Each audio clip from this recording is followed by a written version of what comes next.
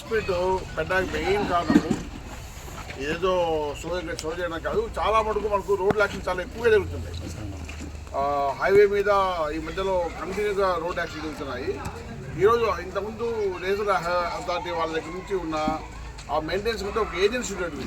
అట్లా కాకోకుండా ఇప్పుడు NHIT నేషనల్ హైవే ఇన్ఫ్రాటెక్ దాని కింద గవర్నమెంట్ ఏజెన్సీలే దాన్ని ఆల్మోస్ట్ హైవే రోడ్డు లైట్నింగ్ని, తర్వాత సేఫ్టీ మెజర్స్ను, ఏదైనా ఇన్సిడెంట్ మేనేజర్ని అందరినీ యాడ్ చేయడం జరిగింది.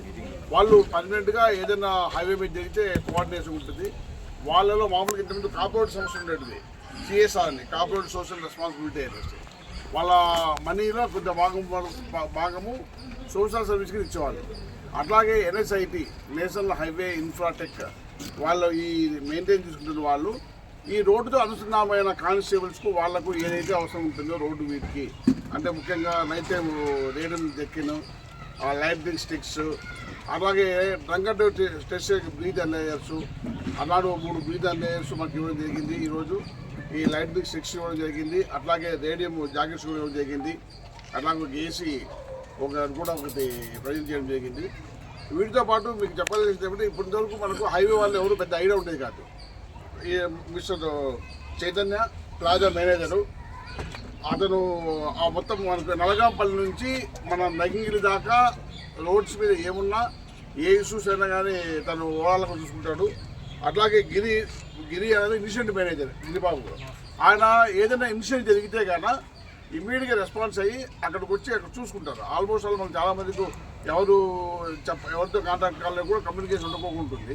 సో వన్స్ ఫర్ ఆల్ ఏమన్నా స్మాల్ కూడా మీ లెవెల్లో ఇన్ఫర్మేషన్ ఉంటే వెంటనే ఇన్ఫార్మ్ చేసే అవకాశం ఉంటుంది. తర్వాత రవి సేఫ్టీ మేనేజరు, ఆ రోడ్డుకు సంబంధించి సేఫ్టీ వర్క్స్ ఏదైనా కానీ దానికి సంబంధించి వర్క్స్ చూసుకుంటాడు.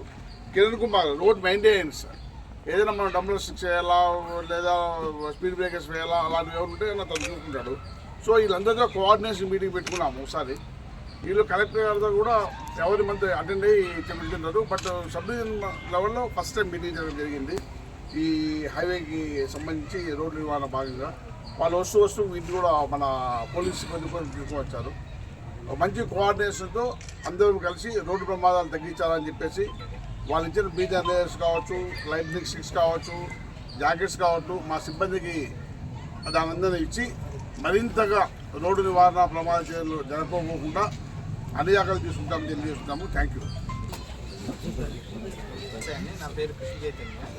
నేను మహాసముద్రం టోల్ ప్లాజా మేనేజర్గా చేస్తున్నాను. సో మేము NHIT national highway infrastructure company తరఫున మేము పనిచేస్తున్నాం.